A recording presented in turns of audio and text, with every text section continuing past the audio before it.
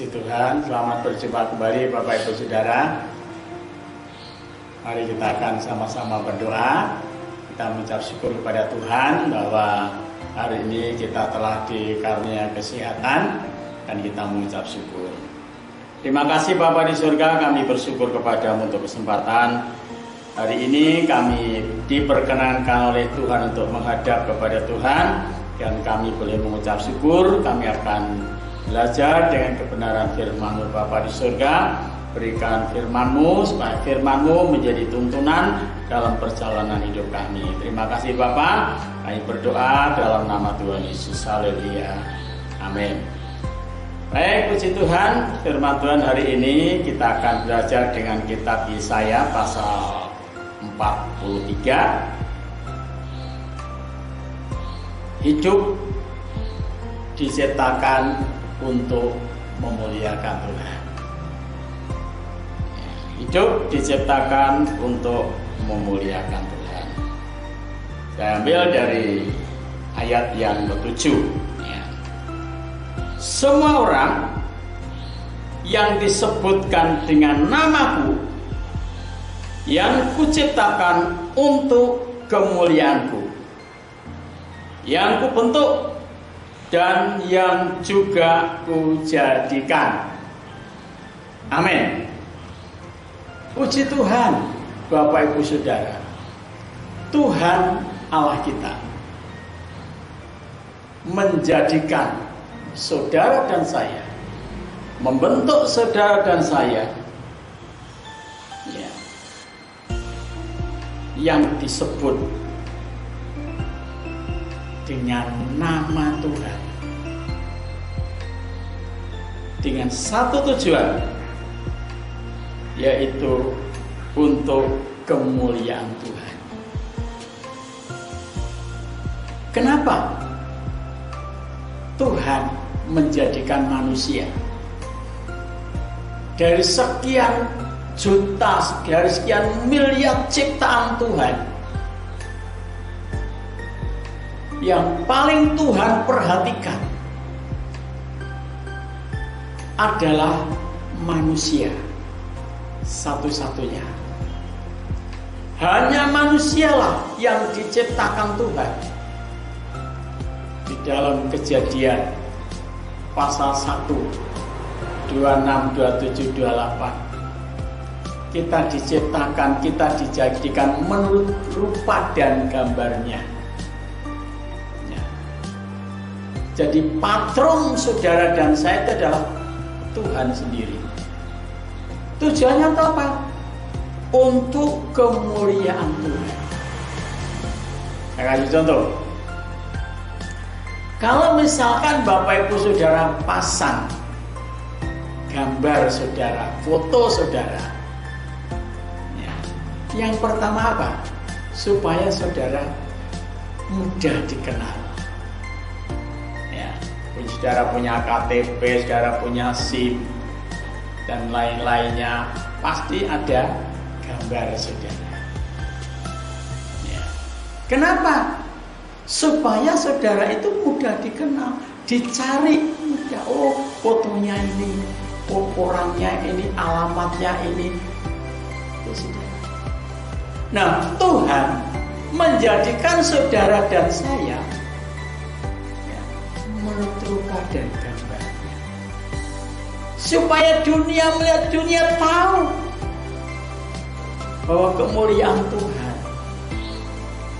itu ada dalam setiap kehidupan manusia. Coba kita baca ayat yang keempat, dikatakan, oleh karena engkau berharga di mataku, kata Tuhan, oleh karena engkau berharga di mataku dan mulia, dan aku ini mengasihi engkau, maka aku memberikan manusia sebagai gantimu dan bangsa-bangsa sebagai ganti nyawamu. Janganlah takut, sebab aku ini menyertai engkau. Aku akan mendatangkan anak cucumu dari timur, dan aku akan menghimpun engkau dari barat. Aku akan berkata kepada utara, berikanlah, kepada selatan jangan tahan-tahan. Bawalah anak-anakku laki-laki dari jauh dan anak-anakku perempuan dari ujung-ujung bumi. Saudara, Tuhan mau saudara dan saya menjadi orang-orang yang berharga di mata Tuhan. Bukan karena saudara baik, bukan karena saudara hebat, bukan karena kita baik, bukan karena kita hebat,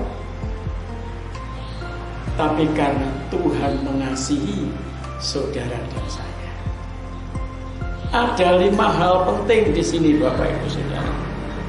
Yang pertama, saudara di mata Tuhan orang yang paling berharga. Yang kedua, saudara orang yang paling mulia.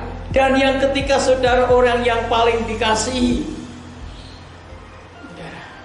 Dan yang keempat,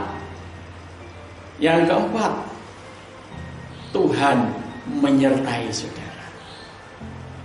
Dan yang kelima, ya, yang saya buat tema tadi, untuk kemuliaan Tuhan.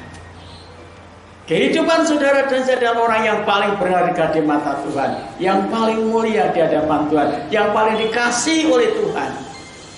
Walaupun dunia ini gemerlapan begitu indah, tidak membuat hati Tuhan tertarik, tapi Tuhan tertarik kepada kehidupan saudara. Ketika saudara menjadi orang-orang yang cinta Tuhan, orang yang mengasihi Tuhan, orang yang mengandalkan Tuhan, orang yang menaruh harapan kepada Tuhan.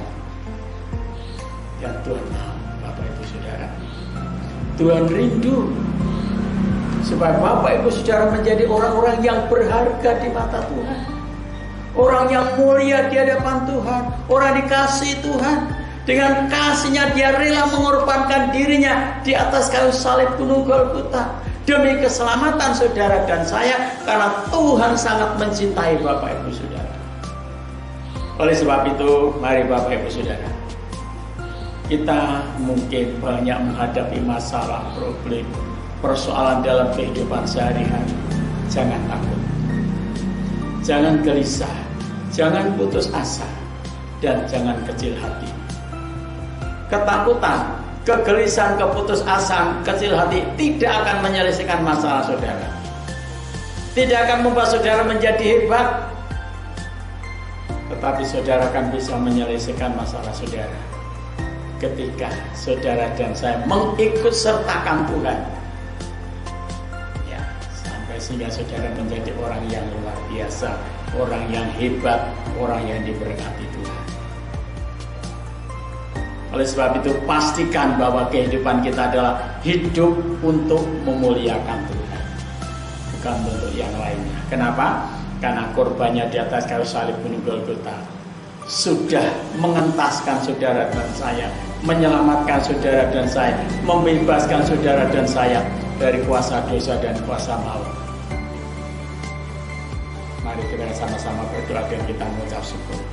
Izinkan Roh Kudus terus membentuk kehidupan saudara dan saya menjadi orang yang berharga di mata Tuhan, menjadi orang yang mulia di hadapan Tuhan, menjadi orang yang dikasihi oleh Tuhan, menjadi orang yang yakin, seyakin-yakinnya bahwa Tuhan senantiasa menyertai saudara dan saya sampai ke dalam lembah kekelaman maupun Tuhan menyertai kita. Tuhan memberkati kita. Kami bersyukur kepada Bapa di surga, kasih dan anugerah-Mu terus menyertai kami. Pemeliharaanmu sempurna bagi kami. Terima kasih Bapa, Engkau menjadikan hidup kami berharga karena korban-Mu di atas kayu salib gunung Golgota. Karena Roh Kudus-Mu yang memimpin kami, karena firman-Mu ada dalam setiap kehidupan kami, karena kasih-Mu ada dalam kehidupan kami, hingga Engkau melihat kami menjadi berharga di hadapan Tuhan. Kami bersyukur kepadamu Bapa, terpujilah namamu ya Tuhan, di dalam nama Tuhan Yesus. Haleluya. Amin.